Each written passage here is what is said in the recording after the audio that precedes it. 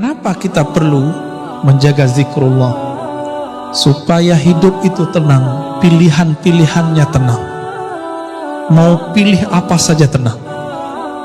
Bapak saudara makan Allah, kita ambil zikir la ilaha illallah. Nabi mengatakan afdalul zikri la ilaha illallah. Zikir yang paling afdal adalah la ilaha illallah. Itu terjemahannya. Kalau maknanya lebih dalam dari itu, afdalul zikri itu kalau dimaknai zikir yang paling lezat, zikir yang paling nikmat adalah la ilaha illallah. Apa arti ilah sehingga Nabi mengatakan itu?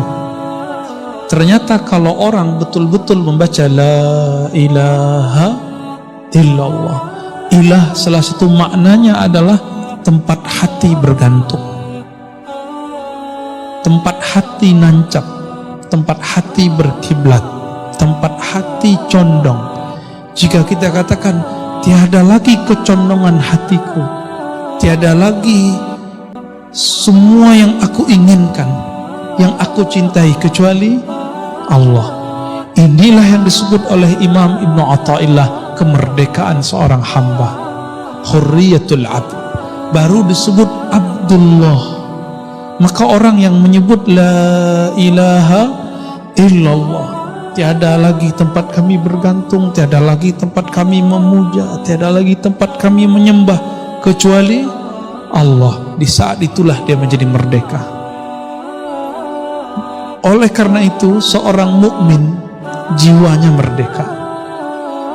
Kalau bahasa kawan kami Ustadz Hanafi, gak ada lagi urat takutnya, gak ada lagi rasa takutnya kecuali kepada Allah. Yang punya zikir ini hanya ahli-ahli kalbu, bukan orang yang suka ceramah kayak saya ini, bukan yang suka debat, bukan yang suka menyalah-nyalahkan orang, membidah-bidahkan orang, enggak. Mereka ini lebih suka menyebut nama Allah, la ilaha illallah. Terdiri dari apa kalimat ini? Ulama-ulama ahlus sunnah mengatakan la ilaha illallah itu terdiri dari dua inti. La ilaha namanya nafi. Nafi udah jadi bahasa Indonesia, penafian. Ditiadakan apapun dalam pikiran, apapun dalam hati, illallah kecuali Allah. Makanya ulama-ulama terdahulu punya teknik membaca la ilaha illallah, ada tekniknya. Kenapa Bapak Ibu baca la ilaha tidak ada merindingnya, tidak ada getarannya? Karena tidak punya teknik. Buat rendang, kalau tidak diaduk, santan dan airnya pisah nggak Pak? Nah, adukan itulah kira-kira ilustrasi baca la ilaha illallah, kalbunya harus diaduk. Mengaduk kalbu itulah, menghantam kalbu itulah yang membuat kalbu itu terasa tenang. Disitulah getaran-getaran kulit terasa, gemetar, bulu roma berdiri, ada rasa yang tidak bisa diceritakan. Tapi kalau mau tahu, fas'alu ahla dzikri, tanyalah ke ahlinya ya? Itu tidak diobral, tidak diobral. Kalau zikir-zikir biasa itu bisa dijelaskan kapanpun, tapi kalau tekniknya tidak. Nah itu nafi. Illallah itu isbat. Apa arti isbat? Isbat berarti penetapan. Tiada yang disembah kecuali Allah, tiada yang dituju kecuali Allah, tiada yang diharap kecuali Allah. Orang kalau begini, PNS kalau begini, karyawan kalau begini, nggak perlu fingerprint, kerjanya pasti selesai. Kenapa sekarang harus pakai fingerprint, pakai daftar hadir? Karena orang-orang tidak serius bekerja. dia hanya takut ke atasannya. Jadi nggak takut kepada Allah. Takut dengan report, laporan-laporan manusia, tapi tidak takut dengan laporan-laporan malaikat-malaikat Allah. Bapak, Ibu, Saudara, ikhwan akhwat fillah, maka Nabi SAW ketika ditanya, bagaimana cara kami memperbaharui iman kami yang usang, wahai Rasulullah? Apa kata beliau? Hadis masyhur, aksiru min qawli la ilaha illallah. Banyak-banyak baca la ilaha illallah.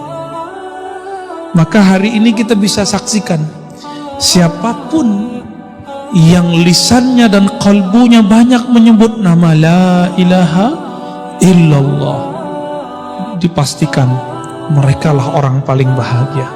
Merekalah iman yang paling segar. Jadi yang imannya paling segar bukan yang bergelar doktor atau LCMA, yang bergelar buya, syekh, ustadz, tidak. Yang punya kebahagiaan sangat tinggi jika dia zikir dengan zikir yang tinggi, yaitu la ilaha illallah. Tapi banyak orang bertanya lagi, Ustadz, saya sudah pakai tekniknya, sudah belajar ke gurunya, kenapa saya tidak merasakannya? Jawabannya lebih mudah lagi. Mungkin dosisnya kurang atau kelebihan. Karena zikir itu syifaun, obat. Allah menyebut Quran zikir. Inti dari Quran itu ya zikir. Zikir artinya ingat Allah. Mengingat Allah itu bagi kalbu yang sakit jadi obat, bagi kalbu yang sehat taraqqiyat, menaikkan kalbu ke alam malakut, alam jabarut. Oleh karena itu Rasulullah SAW pertama dapat wahyu itu zikir. Iqra bismi rabbik, bacalah dengan nama Rabbmu. Siapa nama Rabbmu? Allah. Maka dosis pertamanya nyebut nama Allah. Turun lagi surat Al-Muddathir, Al-Muzammil. Di Al-Muzammil dia katakan wazkurisma rabbik, sebut nama Rabbmu. Siapa nama Rabb penciptamu? Allah. Maka zikirnya Rasulullah di kalbunya selama bertahun-tahun adalah nyebut nama Allah, Allah, Allah. Tapi oleh kawan dibid'ahkan. Itu namanya zikir kalbu. Kita menyebutnya zikir khafi, zikir halus.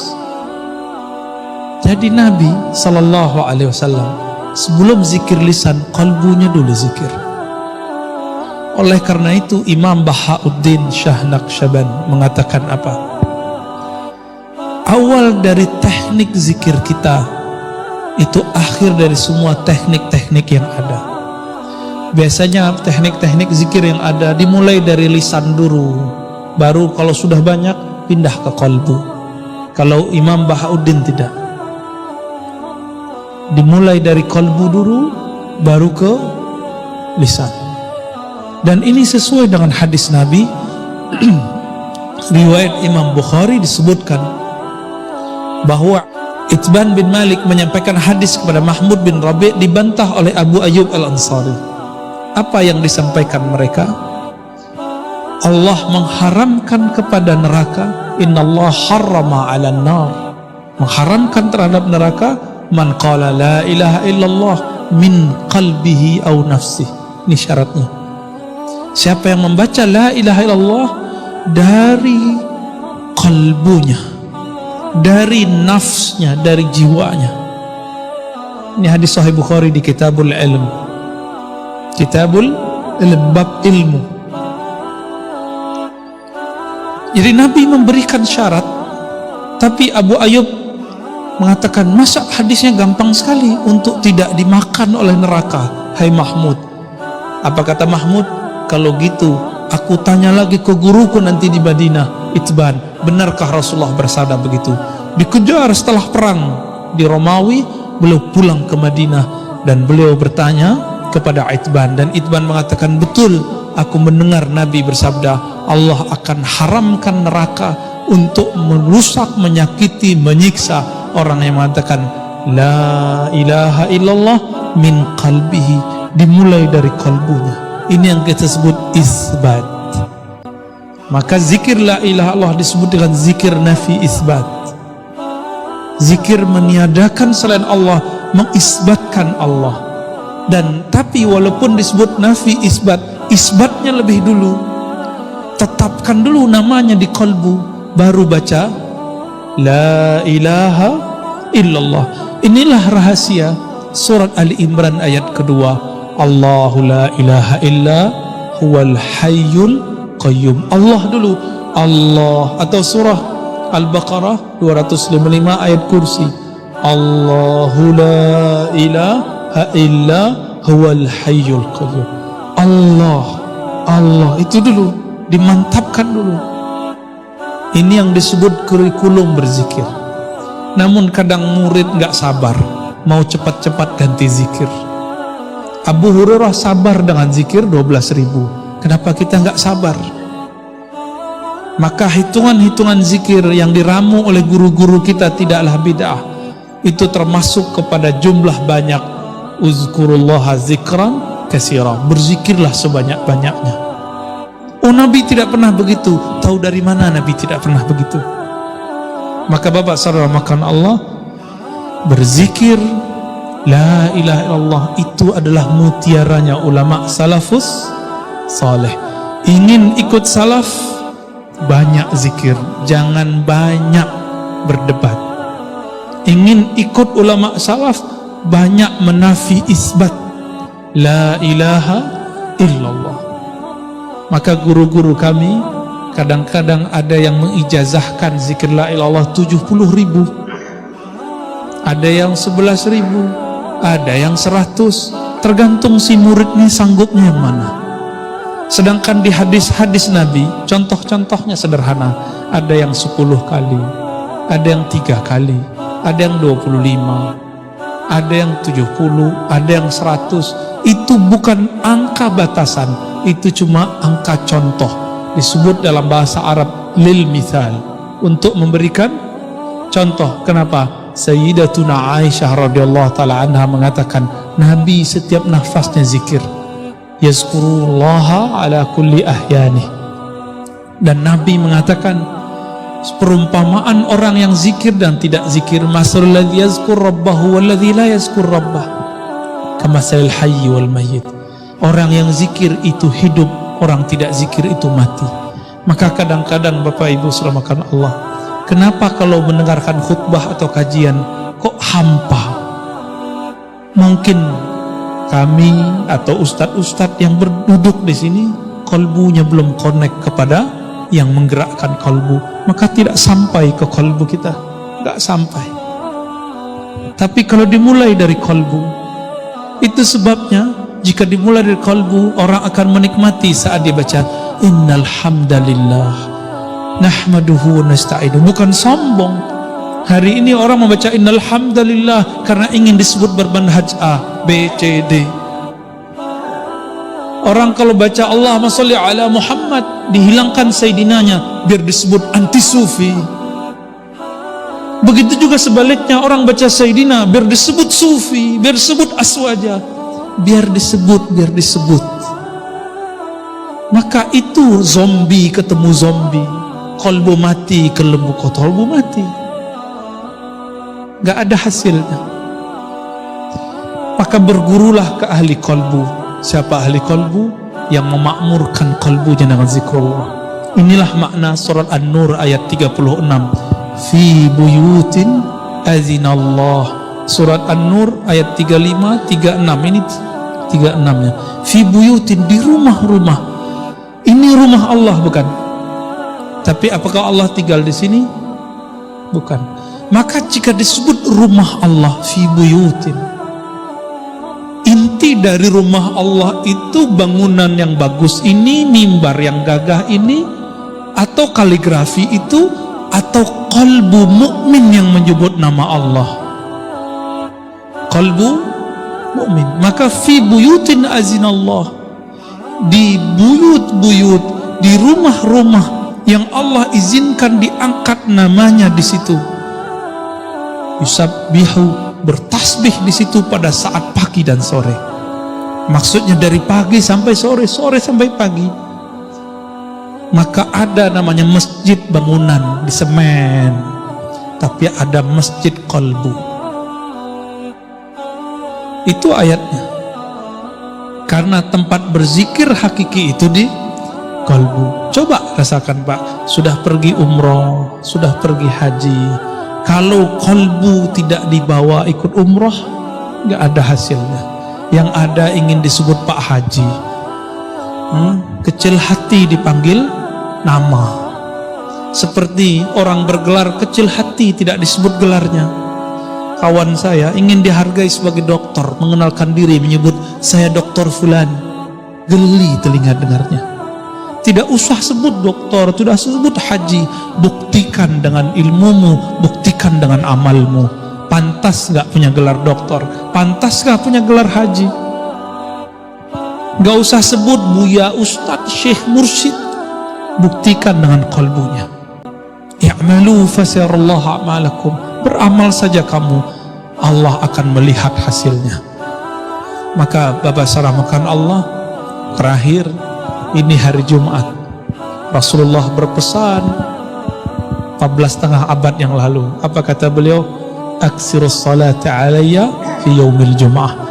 Banyak-banyak salawat kepadaku khusus hari Jumat. Kenapa? Semua salawatmu sampai kepadaku. Tapi bagi para pecinta Rasulullah, kullu yaumin yaumul jum'ah. Setiap hari terasa Jumat. Maka mereka salawat tidak nunggu hari Jumat. Jika ingin merasakan mimpi ketemu Rasulullah, bahkan bertemu langsung Rasulullah, banyak-banyak salawat. Minimal sebelum wafat Allah kasih. Sebelum wafat Allah kasih. Karena mimpi itu terjemahan dari alam bawah sadar kita. Kita sadar, di saat sadar kita menabung apa ke qalbu? Nabung zikir, nabung salawat. Jika itu yang sering kita baca, itu tabungan alam bawah sadar. Apa yang dilihat, apa yang didengar, apa yang dikata, apa yang dizikirkan, itu masuk ke alam bawah sadar, disimpan dalam memori qalbu. Jika dia telah tumpah ruah, telah banyak, telah penuh, nanti rasa itu akan membuat kita mampu melihat alam malakut, minimal di alam tidur. Ini yang Nabi katakan, man ra'ani fil manam faqad ra'ani. Yang mimpi melihat aku dalam tidur, itu masuk ke alam roh.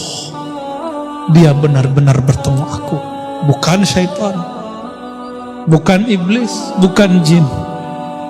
Itu jaminannya. Maka itulah hiburannya orang beriman. Dan ini yang kami tahu hanya ada para ulama-ulama aswaja, ahlus sunnah yang bertasawuf, yang berzikir, bersolawat tiada henti. Semoga kita termasuk itu yang Nabi sebut dalam hadis, la tabqa minal mubasyarat. Tidak tersisa lagi dari mubasyarat, dari kabar-kabar gembira, dari kabar-kabar rohani, kabar-kabar langit, hiburan bagi ulama-ulama, hiburan bagi ahli qalbu, kecuali ar-ru'ya salihah, mimpi-mimpi yang indah. Apa mimpi yang indah? Bukan mimpi basah, tapi mimpi bertemu roh paling mulia, roh Rasulullah sallallahu alaihi wasallam. Saya doakan siapa saja yang beramal salawat banyak-banyak, saya doakan semoga segera ketemu Rasulullah. Enggak sekarang, nanti, enggak nanti terus.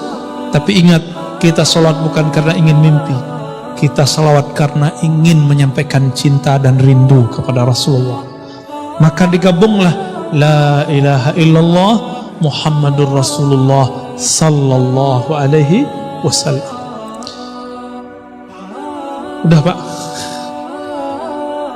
Ya kira-kira itu. Mau tanya jawab? Ya. Kalau zikir apa yang mau ditanya? Ya silakan kalau mau tanya.